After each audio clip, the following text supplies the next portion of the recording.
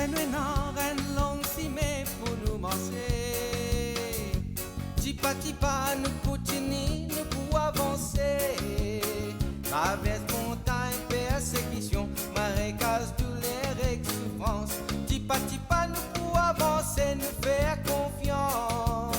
Même si nous portons les bien lourd, nous n'avons pas besoin d'un bisou. Tipa tipa. Mesdames et messieurs, bonsoir. Nous sommes très heureux de vous retrouver une fois de plus pour un autre Tipa Tipa. Aujourd'hui, vous avez vu le titre « J'achète, donc je suis ». Nous vous cause la consommation.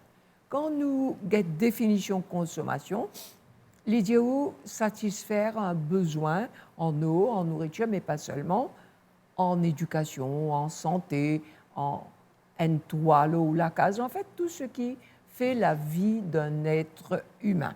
Pour en parler aujourd'hui, nos invités sur ce plateau sont Patricia Heurdoyal. Patricia est coordinatrice à Caritas de Sainte-Hélène. Nous avons le docteur Om Varma qui est sociologue et aussi un officiel du ministère du Commerce et la protection des consommateurs, Madame Amita Ganesh. Bonsoir et bienvenue à tous les trois. Vous avez accepté de parler de la consommation. Alors, docteur Varma, en tant que sociologue, vous posez une question, il y a une espèce de paradoxe. Nous causons souvent que la vie chère, nous ne sommes pas capables de joindre les deux bouts. Mais par contre, même quand ce n'est pas Noël, parce qu'il nous approche Noël, même quand on est en fête, nous trouvons tous nos centres commerciaux, tous nos grandes surfaces remplis à du monde. Donc, il y a une espèce de soif, de ce besoin d'acheter. Est-ce que c'est un fait de société? Comment on explique cela? La consommation, c'est important, parce que, disons, nous avons une nécessité de la vie qui nous vient consommer. Et qu'en même temps, nous n'avons pas seulement la nécessité de la vie, nous avons aussi une autre nécessité qui appelle un petit peu de loisir, entertainment. Et qui amène un petit peu un équilibre dans la vie un peu, parce que quand nous faisons travail, nous avons envie de loisir. Mais en même temps, ça engendre une consommation. Et qu'aujourd'hui, nous avons une quantité d'attractions partout qui appellent nous, disent nous, OK, nous bien souvent, nous avons envie de sortir de la case, nous avons envie d'aller quelque part, nous avons envie de passer un petit peu de temps avec la famille ou avec le public en général. Et c'est naturel quand vous sortez, vous avez envie d'acheter quelque chose. Et qu'en même temps, vous trouvez une manière, tout le monde fait un display, une attraction qui est là, qui pousse à la consommation. Dans le passé, nous avons consommé nécessité parce que nous avons besoin de survivre. Alors, c'est important que nous gagnions la nécessité de la vie. Mais après un peu de temps, les autres choses sont venues. Et quand la société évolue, normalement, nous ne pouvons pas produire tout nous-mêmes. Nous devons acheter quelque part. Et il y a un cycle économique, ça. Moi, pour envie d'acheter quelque chose qui fait mon besoin, et en même temps, on a beaucoup de monde pour produire. Et quand je produis, j'ai besoin de faire un marketing pour vendre ça. Maintenant, c'est à vous de voir quelles sont vos priorités, qui vous pouvez acheter, qui vous pouvez acheter, qui vous consommer, qui est important pour la famille, maintenant et plus tard. Est-ce que je consomme aujourd'hui pour pouvoir soutenir ça, pour pouvoir, amène ou la vie bien sans être endetté. Tout ça, une question-là, c'est la responsabilité du consommateur. Et nous pouvons vivre dans une société de consommation. Mais en même temps, nous avons une tendance sentie que si nous consommons des affaires, nous pouvons un petit peu montrer un petit peu le statut social dépend beaucoup de qui nous consomme. Et qu'en même temps, à force de faire quelque chose, bien souvent, nous ne pouvons pas avoir un esprit critique. Est-ce que nous vraiment bizarre? Moi, déjà, on a 10 chemises et que moi, bizarre 2 encore. Et il y a une autre chose encore, bien souvent, quand nous avons quelque chose, nous fatiguons. Nous disons, OK, laisse-nous prendre de nouveau acheter. Mais ça amène l'accumulation et nous connaissons. Si vous regardez du monde sur la case, combien de choses il y a qui n'est pas servi. Linge, même si vous avez peut-être un armoire rempli ou pas servi. Une cause, un mot qui appelle l'envie, et à côté, il y a le besoin.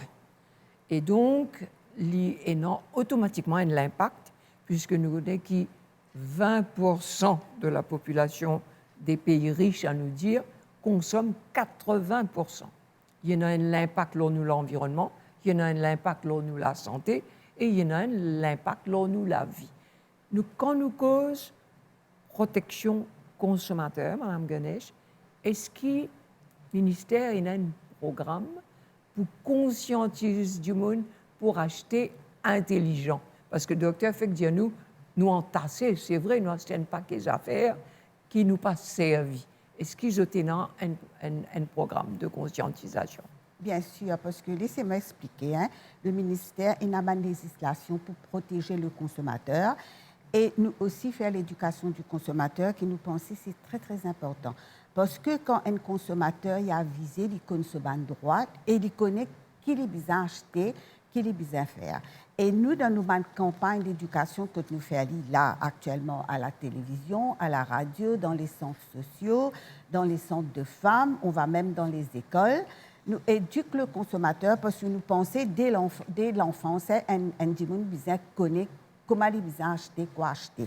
Nous expliquons c'est quoi un budget familial. Vous pensez là, madame, c'est très très important que le consommateur établit un budget familial, que il connaît son priorité, il connaît qu'il a besoin payer à la fin du mois, qu'il a besoin acheter. Et il y a l'essentiel, comme on nous dit, comme on dit, si tu là, la nourriture, ça c'est pas pour qu'à do without. Et à ce moment-là, si il a de l'argent de côté, il y a nous appelons ça superflu. Et là aussi, nous informons le consommateur si pas besoin d'acheter le superflu, pas besoin de faire. Mais seulement, comme on fait dire, comme M. Varma vient de dire, que le consommateur, quelque part, parfois, il vient un acheteur impulsif. Il y a les choses à la maison, mais il a envie d'acheter, l'envie d'acheter.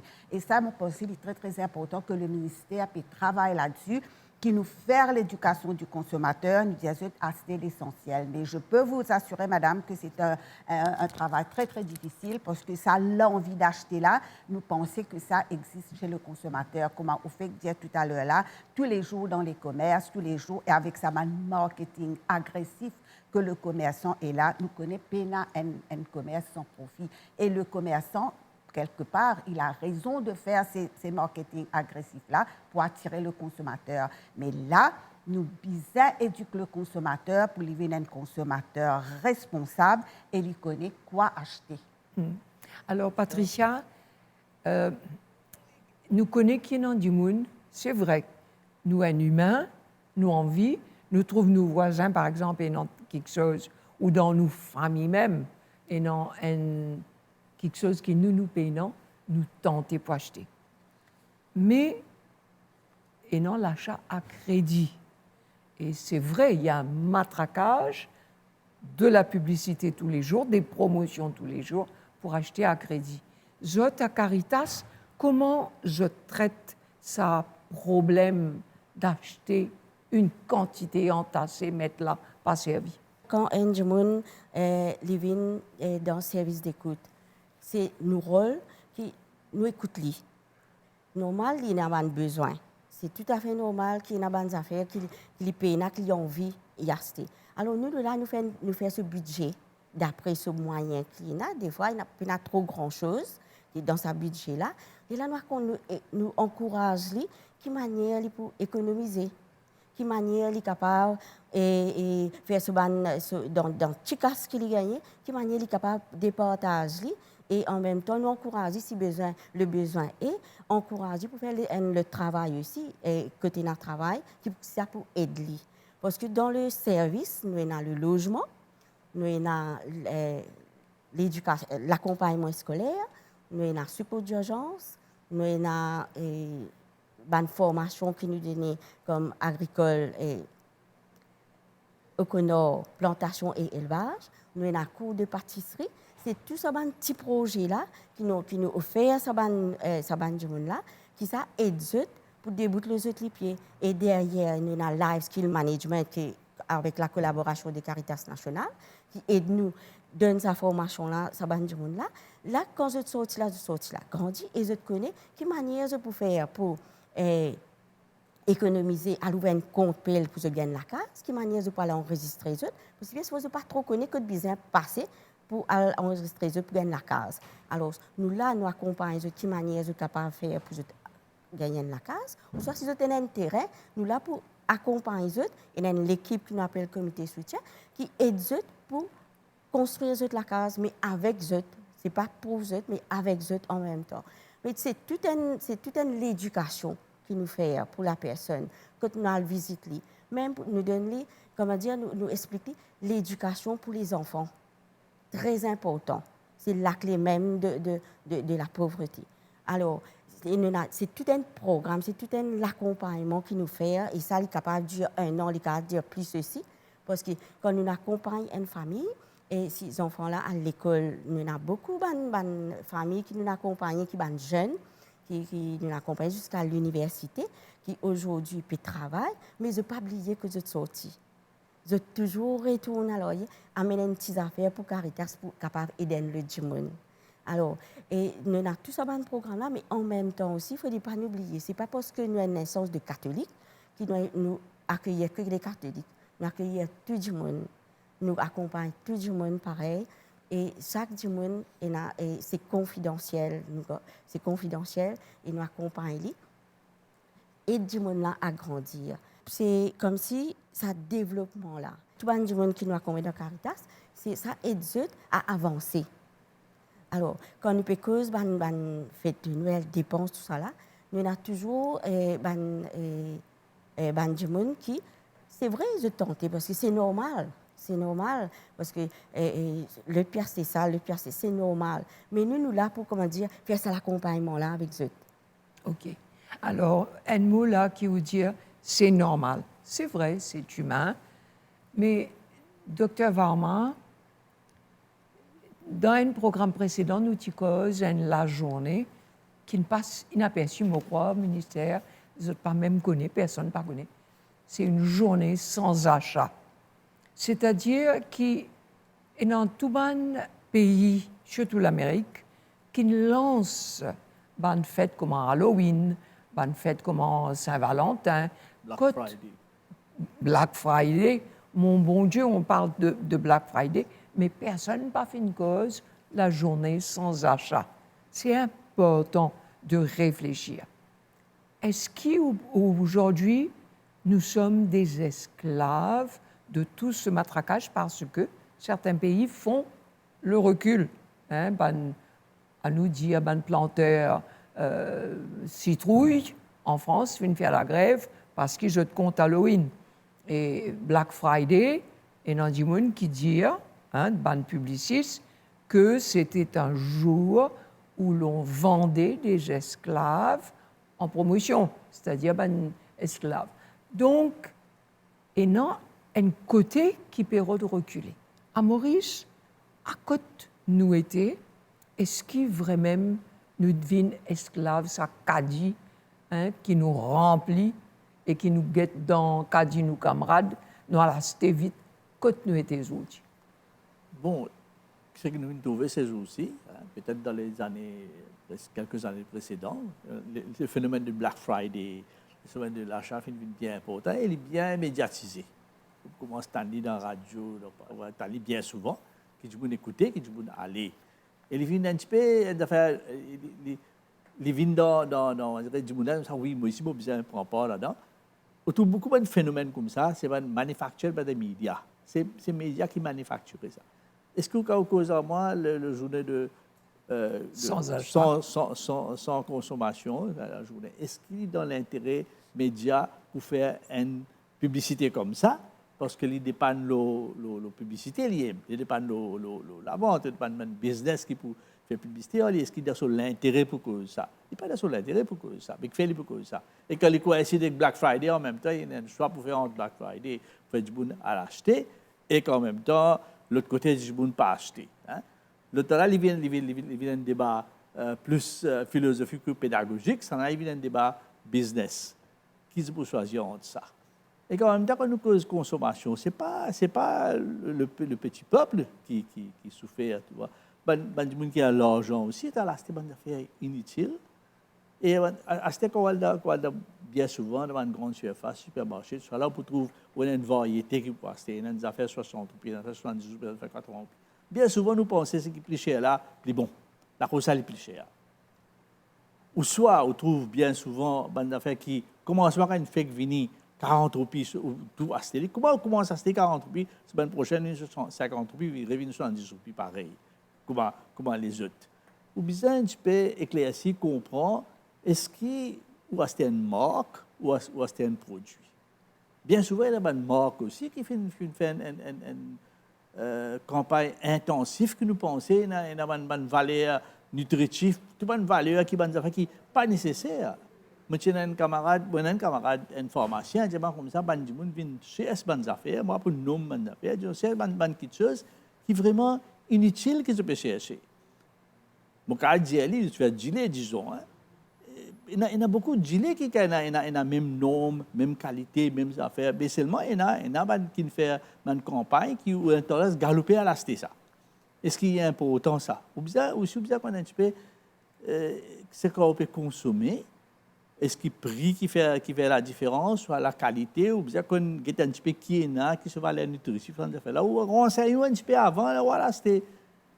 Hein? Bien souvent, comme ça, quand nous avons pris, nous disons oui, bien, ou soit nous avons appelé, on devrait commencer une réclame, du moins pas acheter, un coup de réclame commencer, le lendemain, il vient une affaire importante pour nous acheter. Hein? Bien souvent, ces médias, c'est comme ça.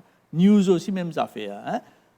Hier, nous ne connaissons pas quelque chose, aujourd'hui, il y a une cause, demain, il y a un grand problème pour la société en entier. C'est comme ça parce qu'un business, tout ça fait qu'il va passer en business. C'est nous, comme Joe, la protection de la consommateur, nous devons conscientiser ces affaires-là. À la fin de day, c'est où nous devons faire un jugement.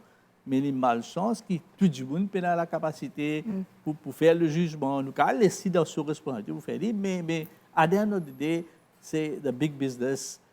Qui a cause plus fort ou ça attire une affaire qui est vraiment attirant dans la façon qu'ils se présenter, dans l'emballage, aux autres causes. C'est ça qui vous fait acheter. Oui, justement, comme le docteur Varma vient de dire, pendant cette période de fête, nous connaissons beaucoup de promotions dans les commerces. Et là, le consommateur devient très, très vigilant. Il devient un consommateur responsable. Comme on dit, madame, il devient faire un achat intelligent. Parce que seul le consommateur peut savoir qu'il peut acheter. Pas parce qu'il y a un produit en promotion ou bien acheter 4, 5, 6. Et là, je dois aussi dire que les produits promotionnels, les produits alimentaires surtout, il y a une date d'expiration là-dessus. Ou pas acheter en quantité et puis à la fin du mois, trouver ou pas capable de servir le produit. C'est un gaspillage d'argent que tout est ça à la poubelle. Là, je pense que c'est un signal très très fort qui nous vient de nos consommateurs. Ministère cause protection consommateur, jusqu'à quel point ou contrôle tout ce qu'il y a sur le marché? Avant tout, madame, permettez-moi, j'ai envie de revenir sur l'achat à crédit. Parce que là, je suis content aussi de dire que l'achat à crédit, vous êtes d'accord avec moi, parce que quand le petit peuple participe à gagner sa loan là depuis l'institution bancaire, que tu as envie d'acheter un produit, quelque part, l'achat de crédit est dû parce que je n'ai pas besoin de sa gros loan là pour acheter le produit, je gagne le produit qu'ils ont payé mensuellement.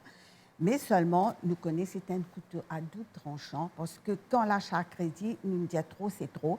À ce moment-là, le consommateur arrive à un moment que il continue à acheter, il rentre dans sa spirale de l'endettement et je dirais même de surendettement, quand il n'est plus connu, il n'est qu'acheter et quand le commerçant fait sa publicité, il dit acheter aujourd'hui, paye demain. Payer dans 3 mois, le consommateur besoin réfléchir, il besoin connaître qui payer dans 3 mois, besoin payer. Parce que il besoin connaît aussi ce budget, c'est pas pour permettre de payer. Ça me pense très très important. Achat à crédit, oui. Comme on me dit, oui, le consommateur a le produit, il enjoy le produit, mais il besoin connaître quelque part que il besoin arrêter, pas n'est qu'acheter. Oui, je peux vous dire que le ministère a un contrôle sur, je dirais, presque tout, parce que nous avons les lois, nous avons une législation qui protège le consommateur, comme on dit, si le commerçant n'a pas respecter ces lois-là, nous prenons en contravention, il y a l'amende, il y a tout ça, tout un chemin pour aller en cours, tout ça. Et il y a aussi le markup system que le ministère mettait sur des produits. Et si on rappelle, pendant le Covid, tu fixais plusieurs prix. la base même pour la protection des consommateurs, que nous connaissons, c'était essentiellement pour que le consommateur puisse avoir accès à ces produits-là.